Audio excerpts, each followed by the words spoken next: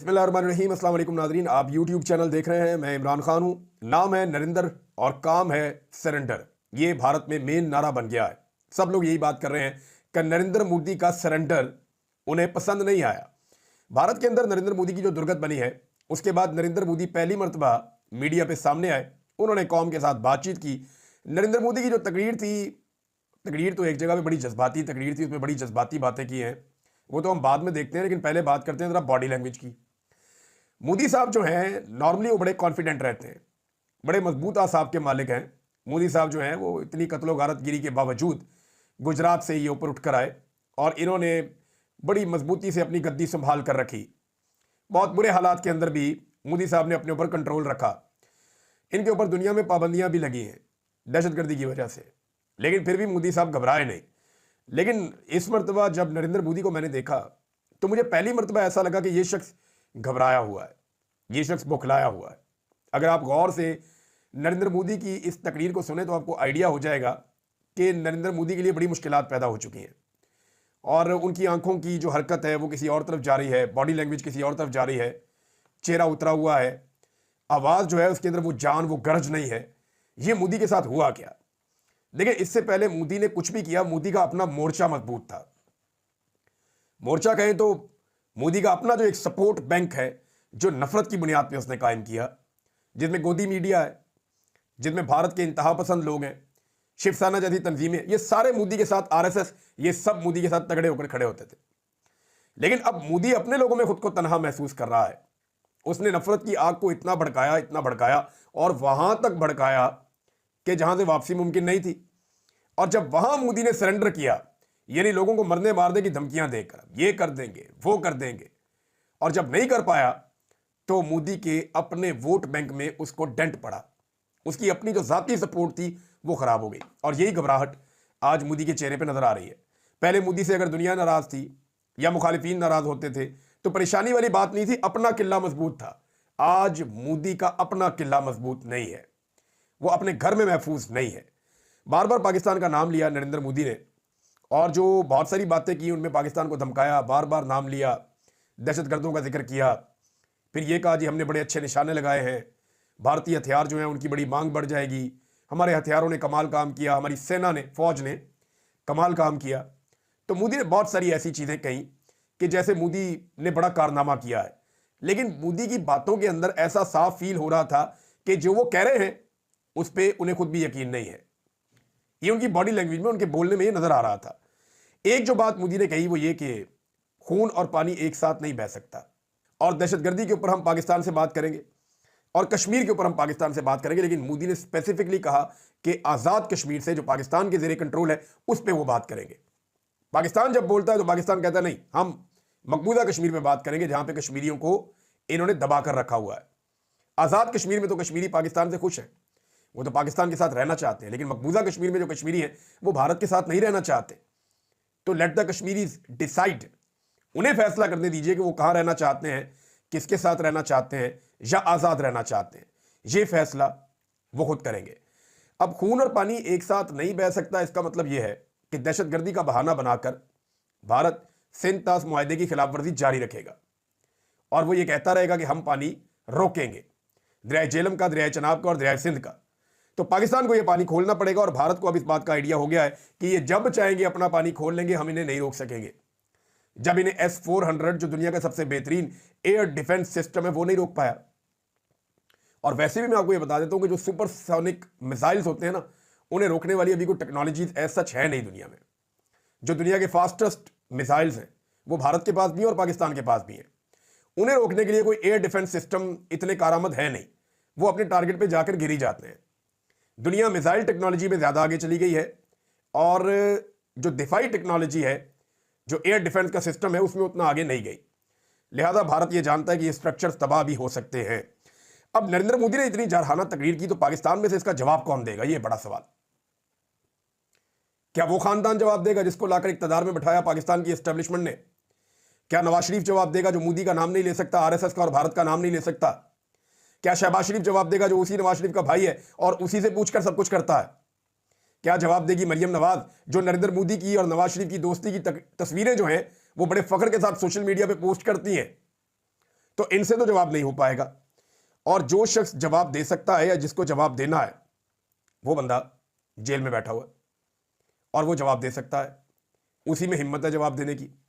ये लोग नहीं कर पाएंगे, हत्ता कि इनका अपना सोशल मीडिया भी ये नहीं कर पा रहा और ना ये उनसे होगा। नाज़रीन, इस वक्त जो पाकिस्तान की मिलिट्री एस्टेब्लिशमेंट है उसके पास दो ऑप्शन है और ये मैं आपको बड़ा क्लियरली कह रहा हूं कि उन दोनों में से एक वो कर सकते हैं इस वक्त।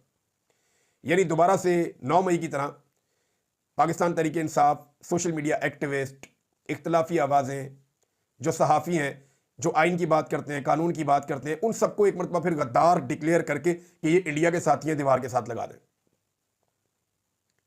लेकिन 4 महीने, 6 महीने, 2 महीने में जब भी कभी ये सिचुएशन तब्दील होगी, क्योंकि अभी तो कौम कुछ चीज़ें और तरह से देख रही है, तो फिर से एक ऐसी लड़ाई शुरू हो जाएगी जिसमें एस्टेब्लिशमेंट दोबारा फंस जाएगी। तो मेरा नहीं ख्याल कि वो ये तजर्बा आप करने वाले हैं दोबारा, मुझे नहीं लगता।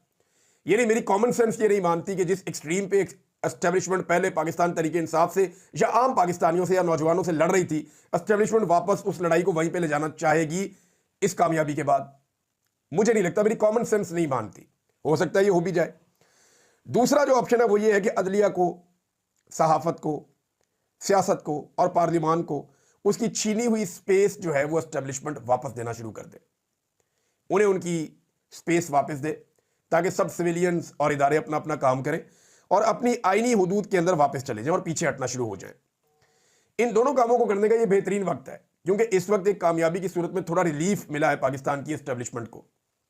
मैं इसे रिलीफ कहूंगा। बहुत सारे लोग जमीन आसमान के कलाबे मिला रहे हैं। अभी जब मखसूस नशिस्तें पाकिस्तान तहरीक इंसाफ की छीनी जाएंगी, क्योंकि बेंच को देखकर तो यही लगता है कि सीटें छीन ली जाएंगी, हालांकि यहां पे रिव्यू बनता भी नहीं था। 2 जजेस ने बड़ा क्लियरली कह दिया, बल्कि जो उन्होंने कहा उसको तो किसी जगह पे एंटरटेन ही नहीं किया गया, बल्कि उसको आईटी डिपार्टमेंट ने उस फैसले को जारी करने से इनकार कर दिया, किया ही नहीं। ये अनप्रेसिडेंटेड है, ऐसा पाकिस्तान में नहीं होता था, दुनिया में नहीं होता, लेकिन यहां हो रहा है। जस्टिस आयशा मलिक साहिबा ने चीफ जस्टिस को खत भी लिखा कि हमारा फैसला तो कहीं लगाया नहीं जा रहा, पब्लिक ही नहीं किया जा रहा, लेकिन इसके बावजूद वो नहीं हुआ पब्लिक। अब जो बेंच बना है उसमें वो लोग शामिल किए गए हैं जो आईनी बेंच का वो हिस्सा है जो फैसला देगा हुकूमत की मर्जी के मुताबिक या एस्टेब्लिशमेंट की मर्जी के मुताबिक। तो जब पाकिस्तान तहरीक इंसाफ की मखसूस नशिस्तें छीन कर 27वीं आईनी तरमीम के लिए दी जाएंगी मौजूदा हुक्मरानों को या पीडीएम की सरकार को या पीपल्स पार्टी और पीएमएलएन जो हारे हुए इलेक्शन, उनको वो सीटें दी जाएंगी। 2/3 अक्सरियत पूरी करवाई जाएगी उन जमातों की जिनकी मिलाकर सबकी 100 सीटें नहीं बनती, उनकी 2/3 पूरी करवाई जाएगी ताकि एक और आईनी तरमीम की जाए। तो फिर पाकिस्तान में पहले जैसा माहौल हो जाएगा, लोग दोबारा तनकीद करेंगे, लोग खुलकर तनकीद करेंगे और सामने आ जाएंगे। ये हम होता हुआ देखेंगे। अगर तो ये चीजें ऐसे ही जारी रहती हैं तो उम्मीद मैं करता हूं कि ये ना हो, लेकिन ये हो सकता है। एक और डेवलपमेंट ये है कि 2 बंदे हैं जिनका ताल्लुक हुकूमत से है, मैं अभी उनका नाम किसी वजह से नहीं ले रहा। इन 2 बंदों ने कुछ बयानात दिए थे जब जंग का माहौल भारत के साथ चल रहा था। इन्हें एस्टेब्लिशमेंट ने पैगाम दिया कि आप अपना ये बयान वापस ले लें। इन लोगों ने एस्टेब्लिशमेंट को इनकार नहीं किया, उन्हें यह नहीं कहा कि हम अपना बयान वापस नहीं लेंगे, बस ये खामोश हो गए और उन्होंने अपना बयान वापस नहीं लिया। जबकि ख्वाजा आसिफ साहब जो है उन्हें जो भी एस्टेब्लिशमेंट ने कहा उन्होंने वही किया। जब उन्होंने गलत बयान दिया, बाद में उन्होंने अपने बयान की जस्टिफिकेशन भी दी, ये भी कहा कि मेरे मुंह से निकला कुछ और, समझा कुछ और गया, तो वो एस्टेब्लिशमेंट की बात मानते रहे। लेकिन इन 2 लोगों ने इनकार तो नहीं किया, एस्टेब्लिशमेंट के साथ टक्कर तो नहीं ली, लेकिन ये खामोश हो गए। इन्होंने अपने उस बयान को वापस नहीं लिया, इनकार भी नहीं किया, वापस भी नहीं लिया। और दूसरा देखें, एस्टेब्लिशमेंट के अंदर एक और सोच भी पैदा हो रही है। मैं ये टॉप क़यादत की बात नहीं कर रहा, उनके मामलात और हैं, उनकी ज़रूरियात और हैं, वो फ़ायदा और नुकसान किसी और चीज़ में भी देख सकते हैं। मैं बात कर रहा हूं इदारे की।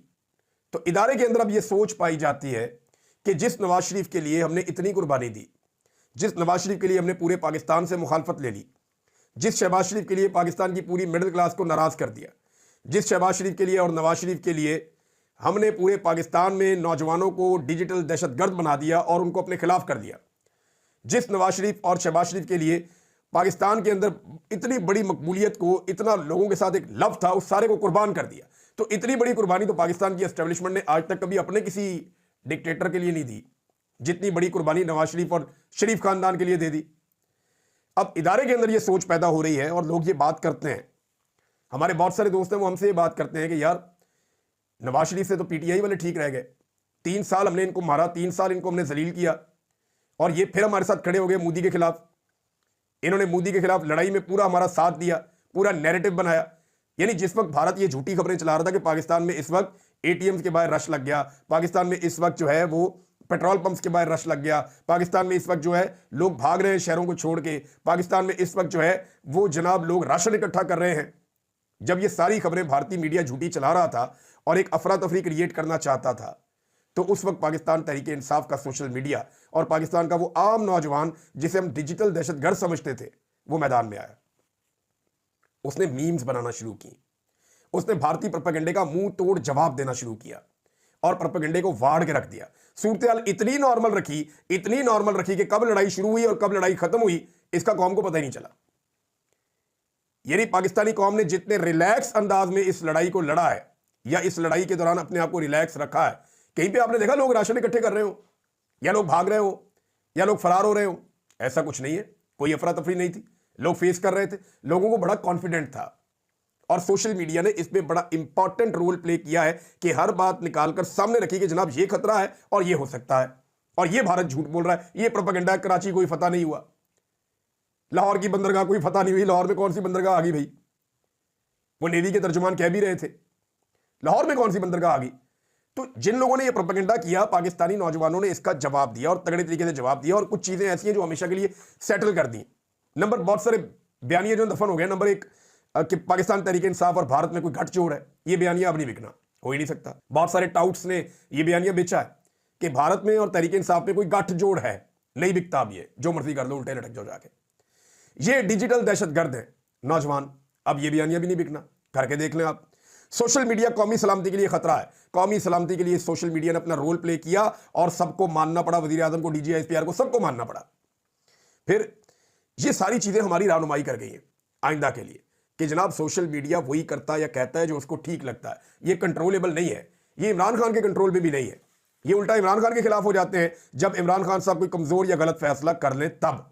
तो नाज़रीन, एक बयान जो है वो आर्मी चीफ का भी सामने आया है और मुझे कभी नहीं लगता था कि मैं आर्मी चीफ का बयान पढ़ के सुनाऊंगा, लेकिन क्योंकि ये मामला मेरे मुल्क का है और मेरे दुश्मन मुल्क के बारे में उनका स्टेटमेंट है, तो फिर मुझे पढ़ के सुनाना है।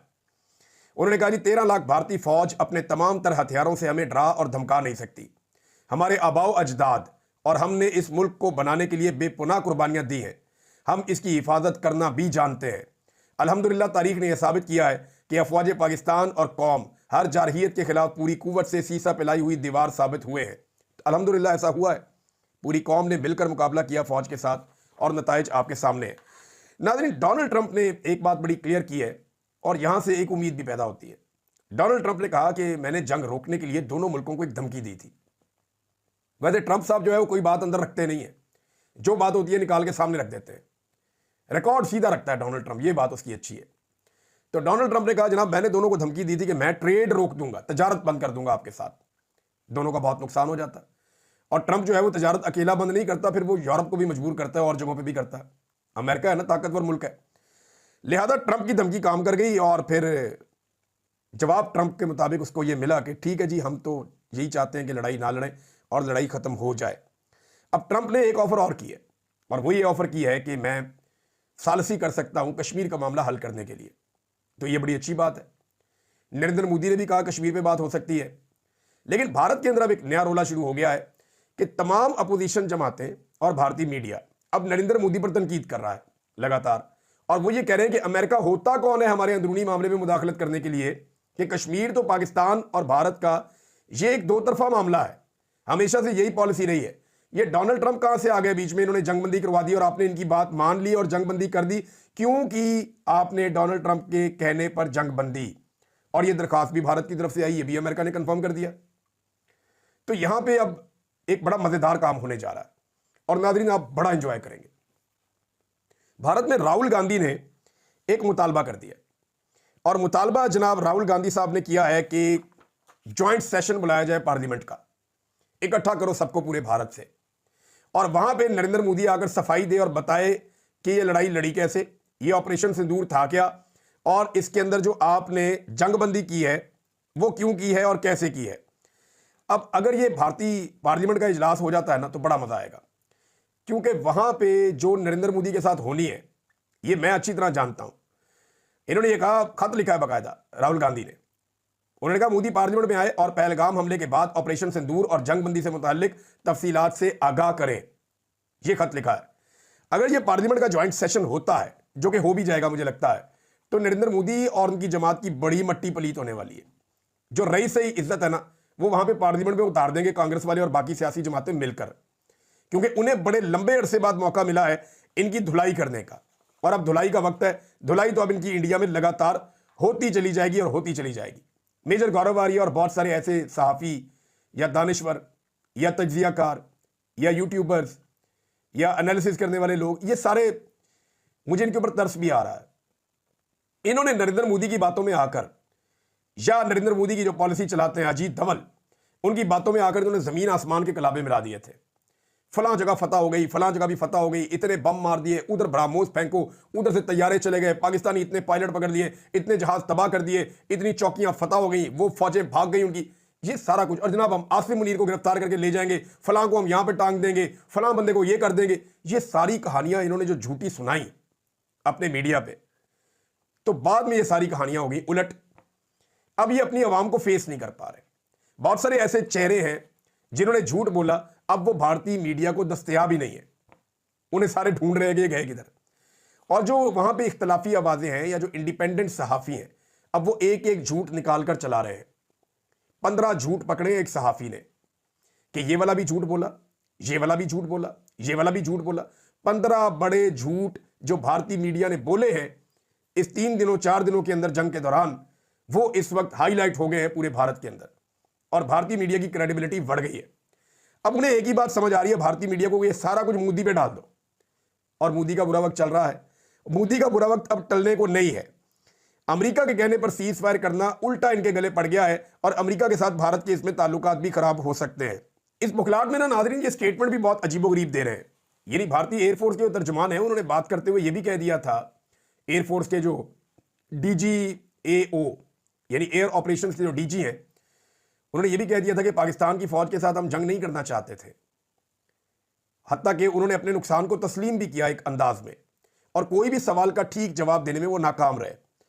तो यहां पे जो भारत का नुकसान है वो हर पैमाने पर हुआ है। उनकी फौज जलील हो गई, उनकी हुकूमत जलील हो गई, उनकी सबसे बड़ी पॉलिटिकल पार्टी तबाह हो गई, और दुनिया के अंदर उनका इमेज बर्बाद हो गया। अब उनकी फॉरेन पॉलिसी भी उस तरीके से खड़ी नहीं हो पाएगी। उन्होंने एक बहुत गैर जिम्मेदार मुल्क होने का सबूत दिया है कि दुनिया में वो साबित नहीं कर पाए अब पाकिस्तान को क्या करना है। ये समझने वाली बात है, क्योंकि मोदी अब दोबारा कोई ना कोई हरकत करेगा। जब इमरान खान ने 2019 में मारा था ना मोदी को, तो उसके बाद मोदी ने कश्मीरियों के ऊपर जमीन तंग कर दी थी अगस्त 2019 को। फरवरी में इनको मार पड़ती है, अगस्त में जाकर ये कश्मीरियों के ऊपर पाबंदियां लगा देते हैं। उनकी जो जुदागाना हैसियत है वो खत्म कर देते हैं। वो 370 वाला मामला ये मोदी ने किया था अपनी साख बचाने के लिए। अब खौफ मुझे इस बात का है कि मोदी ने उससे बहुत बड़ी हजीमत दोबारा उठा ली है। अब मोदी क्या करेगा इसके बारे में किसी को आइडिया नहीं है, लेकिन ये जुनूनी आदमी है, ये अपनी सियासत बचाने के लिए दुनिया की सबसे बड़ी पॉलिटिकल पार्टी को सेव करने के लिए कुछ भी कर सकता है। एक बहुत बड़ा दावा जो भारत ने किया था, बहुत बड़ा दावा, उन्होंने कहा था जी इनको बहुत बड़ा प्रॉब्लम जो है मौलाना मसूद अजहर साहब से है भारत को। वो ये समझते हैं कि मौलाना मसूद अजहर भारत के बड़े दुश्मनों में से एक है, तो उनके मदरसे पे अटैक भी किया। हालांकि वो मदरसा पहले खाली करवा लिया गया था। दावा इन्होंने किया कि हाफिज अब्दुल रऊफ जो मौलाना मसूद अजहर के भाई हैं, उन्हें कहा जी उनको हमने कत्ल कर दिया वहां पे या शहीद कर दिया। उनकी वीडियो भी आ गई है, वो अभी भी जिंदा है और बिल्कुल ठीक है। तो भारत ने जो एक बड़े बंदे का जिक्र किया कि कम से कम एक बड़ा टारगेट उन्होंने अचीव किया है, तो पता चला कि वो भी नहीं कर पाए। इतनी बुरी शिकस्त या इतना नाकाम ऑपरेशन, जो ऑपरेशन सिंदूर है ना, वो मेरे ख्याल में दुनिया के ऑपरेशंस की तारीख का नाकाम तरीन और फजूल तरीन ऑपरेशन है। जब इस ऑपरेशन के डॉक्यूमेंट लिखे जाएंगे ना, और अगर न्यूट्रल लोगों ने लिखे, तो वो इसकी आखिरी लाइन यही लिखेंगे कि ये दुनिया का नाकाम तरीन ऑपरेशन था बिलाशुबा। अब तक के लिए इतने, अपना ख्याल रखिएगा, अपने चैनल का भी।